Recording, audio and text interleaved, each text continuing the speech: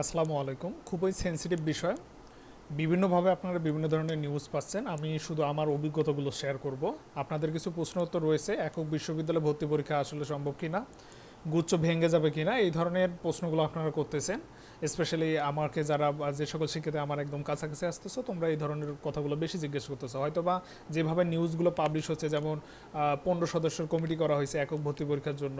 তো আমি শুধু সিম্পলভাবে আপনাদের কিছু তথ্য দিই, ডাটা দিই, এবং আসলে এই জিনিসগুলো করা সম্ভব কিনা, এবং আপনাদের কিছু প্রয়োজনীয় দিক নির্দেশনা রয়েছে, পরামর্শ রয়েছে, যেগুলো নিচে আছে। স্পেশালি এই জিনিসগুলো আসলে এই বিষয়গুলো নিয়ে কথা বলবো, অনেকগুলো কথা বলবো, আরেকটা ভিডিও করব। এটা মূলত কিভাবে চান্স পাবেন, চান্স পাওয়ার ক্ষেত্রে কোন ধরনের বিষয়গুলো আপনাদের ফলো করা উচিত, এটা নিয়ে এখানে কথা আছে। আমি পরবর্তীতে আপনাদের বিস্তারিত কথা বলে বুঝাই দিবনি।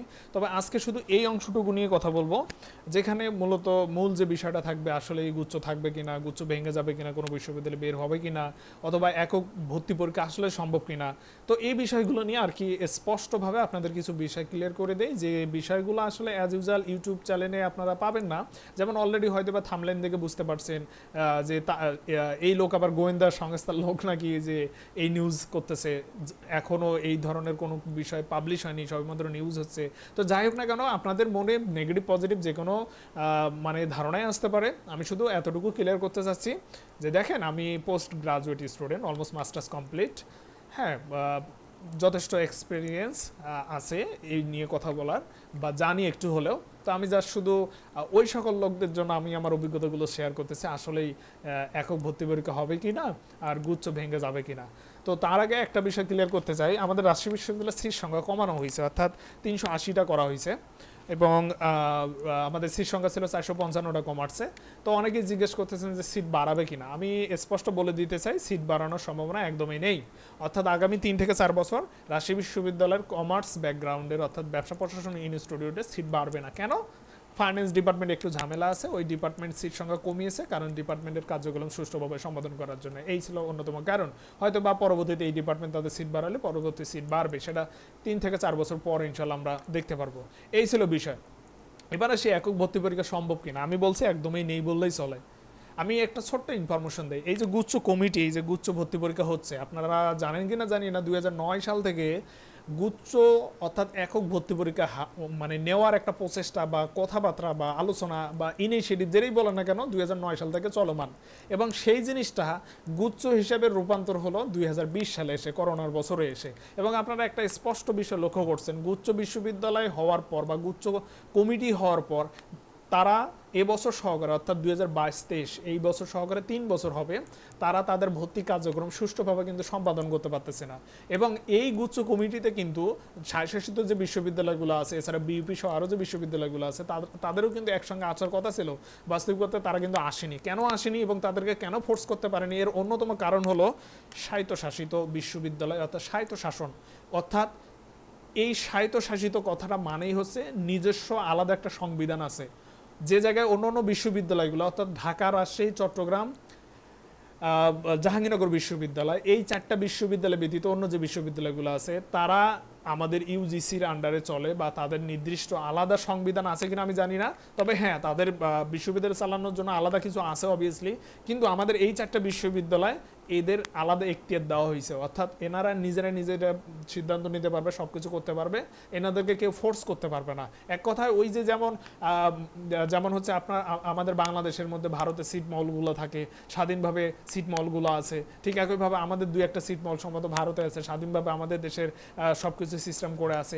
এই যে বিষয়গুলো, সেখানে ভারতের ল প্রযোজ্য হচ্ছে না, অথবা আমাদের দেশে যে ভারতের যে সিট মলগুলো আছে, সেখানে আমাদের কার্যক্রমগুলো চলতেছে না, সেখানে ভারতের সিট মল যেহেতু স্বাভাবিকভাবে ভারতের কার্যক্রমগুলো সুষ্ঠুভাবে সমাধান করতেছে।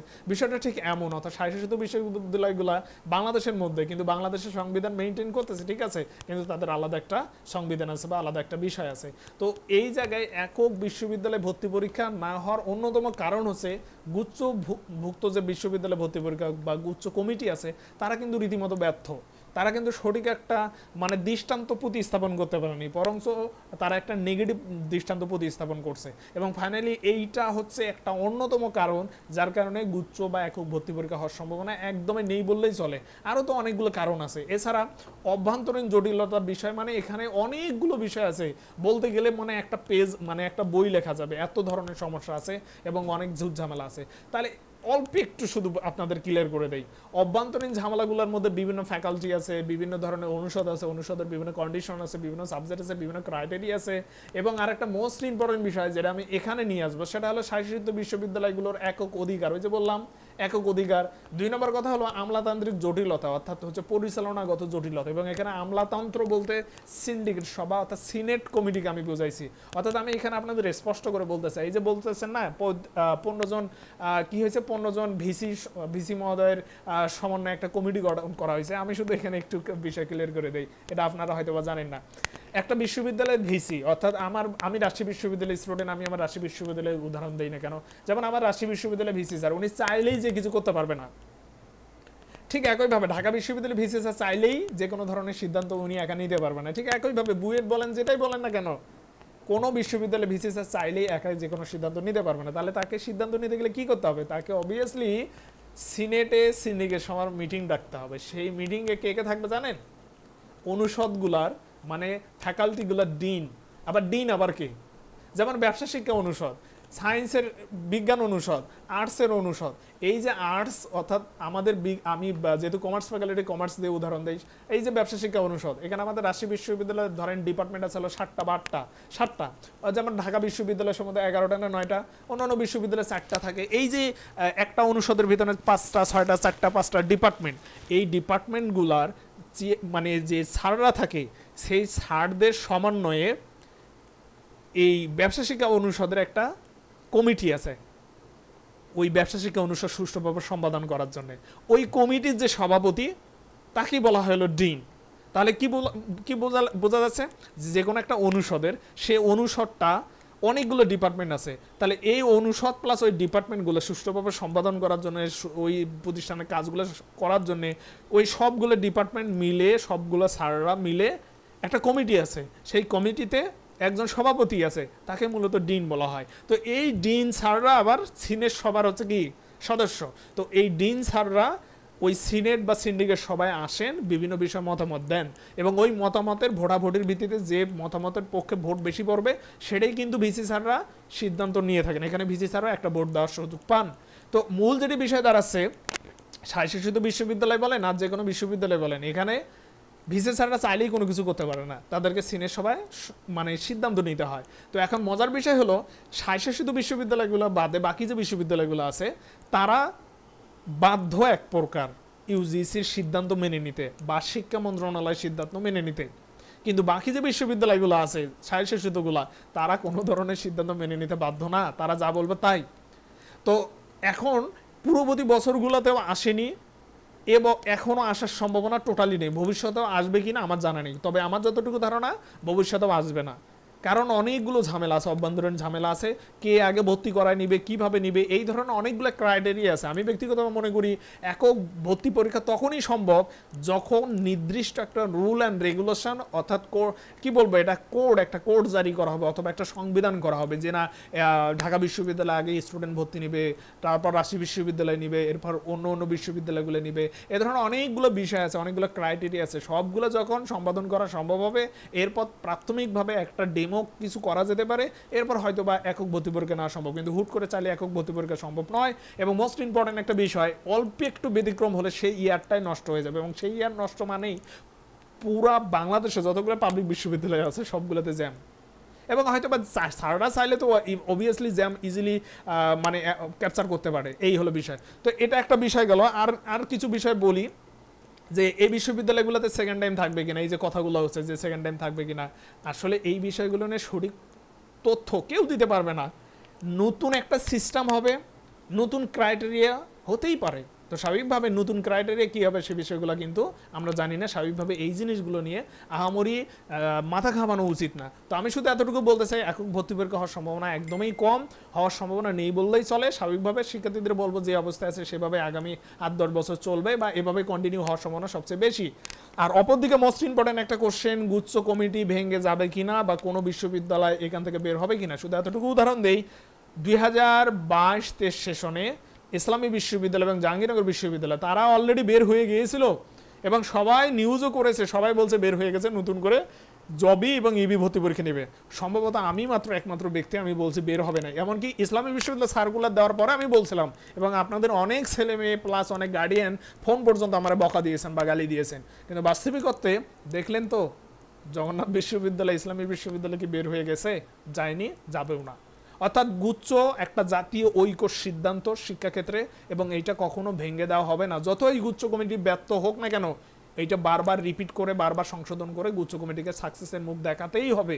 তাছাড়া এটা একটা জাতীয় ব্যর্থতা বলে আমি মনে করি। এবং এই জায়গা থেকে কোনো একটা বিশ্ববিদ্যালয়কে বের হতে দেওয়া মানে বাকি বিশ্ববিদ্যালয়গুলো ইজিলি বের হয়ে যাবে, এবং কোনো একটা বিশ্ববিদ্যালয় বের হতে পারবে না, কারণ তারা শাসিত না, তারা নিজেরা সিদ্ধান্ত নেওয়ার এখতিয়ার রাখে না। তারা অবভিয়াসলি আমাদের রাষ্ট্রপতি, আমাদের ইউজিসি, এনাদের যে নির্দেশ সেটা মানতে তারা বাধ্য। কিন্তু সেই জায়গায় স্বায়ত্তশাসিত বিশ্ববিদ্যালয়গুলা বাধ্য না, বরং অনুগ্রহপূর্বক আপনি এটা একটু মানেন, এটা একটু করেন, এই ধরনের কথাবার্তা এই শাসিত বিশ্ববিদ্যালয়গুলোকে বলতে হবে। অর্থাৎ আমি আপনাদের এটা স্পষ্ট বলতে চাচ্ছি, স্বায়ত্তশাসিত বিশ্ববিদ্যালয়গুলোকে ফোর্স করার এখতিয়ার কেউ রাখে না। এই বিশ্ববিদ্যালয়গুলোকে অনুগ্রহপূর্বক আপনারা প্লিজ এইটা করেন, এই ধরনের কথাবার্তা বলতে হবে।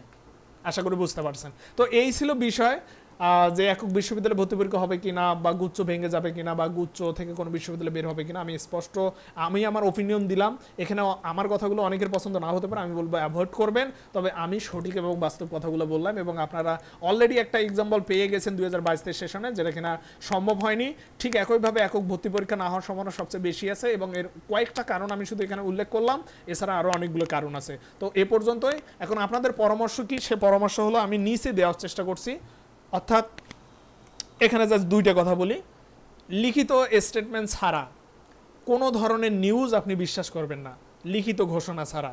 সেটা একক ভর্তি হোক, যেটাই হোক না কেন, যে কোনো বিশ্ববিদ্যালয় হোক না কেন, অনেক ধরনের নিউজ গুজব, অনেক ধরনের উদ্ভট টাইপের কথা আপনারা শুনতে পারবেন, কিন্তু আমার কথা হলো লিখিত ঘোষণা ছাড়া আপনি কোনো ধরনের নিউজ বিশ্বাস করবেন না। একক ভর্তি পরীক্ষা হোক, আলাদা হোক, আর যেটাই হোক না কেন, এতটুকু মাথায় রাখেন, কিছু কিছু নতুন নিয়ম যোগ হতে পারে, পূর্বের নিয়ম বহাল থাকতে পারে। এখন কি নিয়ম যোগ হবে, পূর্বের নিয়ম বহাল থাকবে কিনা, এই ধরনের ইনফরমেশন কেউ অগ্রিম দিতে পারবে না। হ্যাঁ, আইডিয়া করে কথা বলা যেতে পারে, কিছু হতে পারে, কিছু নাও হতে পারে, অর্থাৎ কিছু মিলবে, কিছু মিলবে না। তো এই বিষয়গুলো নিয়ে আমি বলবো শেষ পর্যন্ত লিখিত স্টেটমেন্ট পর্যন্ত আপনাদের অপেক্ষা করতে হবে, এবং সেই অনুসারে কি করতে হবে, আপনাদের যথাযথ পদক্ষেপ নিতে হবে। এর আগে এই জিনিসগুলো নিয়ে আপনি যতটা মাথা ঘামাবেন, আপনার প্রস্তুতি তত খারাপ হবে, আপনার মানসিক অবস্থা তত খারাপ হবে। আশা করি বুঝতে পারছেন। তো সবাই এ পর্যন্তই। পরবর্তী ভিডিওতে আমরা এই রেড অ্যালার্টটা নিয়ে কথা বলবো, এবং এখানে কিছু গুরুত্বপূর্ণ কথা আছে, এগুলো আমি স্টেপ বাই স্টেপ বোঝাই দেবো। তো সবাই ভালো থাকবেন, সুস্থ থাকবেন, এবং কমেন্টস করবেন। আমি ইনশাল্লাহ যদি আপনাদের আরও যদি কোনো কিছু জানার থাকে, আমি আমার অভিজ্ঞতা থেকে শেয়ার করার চেষ্টা করবো। সবাই ভালো থাকবেন, সুস্থ থাকবেন। আল্লাহ।